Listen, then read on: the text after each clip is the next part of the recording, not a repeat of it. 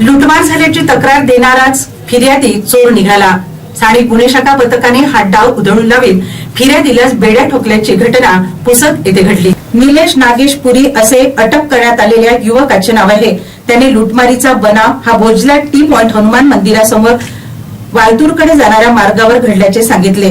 दोन अज्ञात व्यक्तींनी विना क्रमांकाच्या मोटरसायकलवर येऊन निलेशच्या दुचाकीला लात मारून खाली पाडून त्याच्याजवळील काळी बॅग व त्यामध्ये असलेले भारत फायनान्स कंपनीची जमा रोख रक्कम 66,000 रुपये, सॅमसंग कंपनीचा जुना वापरता टॅब, जुना वापरता बायोमेट्रिक यंत्र असा एकूण 79,000 रुपयांचा मुद्देमाल जबरीने हिसकावून पळ काढला।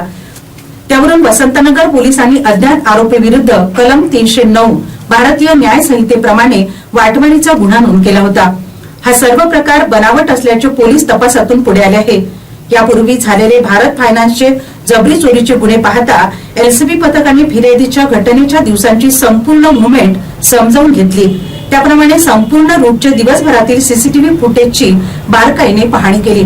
तसेच गुन्ह्याचे तांत्रिक विश्लेषण केल्यानंतर फिर्यादीने दिलेल्या तक्रारीमधून घटनाक्रमात तफावत दिसून आली। त्यामुळे फिर्यादीलाच पोलीस कौशल्याचा वापर करून विचारपूस केली तेव्हा फिर्यादीचे बिंग फुटले। फिर्यादीने तक्रार देण्यापूर्वी पैशाची बॅग एकीकडे दिली होती। पोलिसांनी ती बॅग पंचासमक्ष जप्त केली। त्या बॅगमध्ये 1,55,000चा मुद्देमाल मिळून आला। त्यानंतर निलेश नागेश पुरी याला अटक करून वसंतनगर पोलिसांच्या ताब्यात देण्यात आले। ही कारवाई पोलीस अधीक्षक कुमार चिंता, अपर पोलीस अधीक्षक पियुष जगताप, उपविभागीय पोलीस अधिकारी चुनमुला रजनीकांत, पोलीस निरीक्षक ज्ञानोबा देवकते यांच्या मार्गदर्शनात सहायक निरीक्षक गजानन गजबारे, दर्शन रवींद्र श्रीरामे, तेजा रणखाम, रमेश राठोड इत्यादींनी ही कारवाई पार पाडली।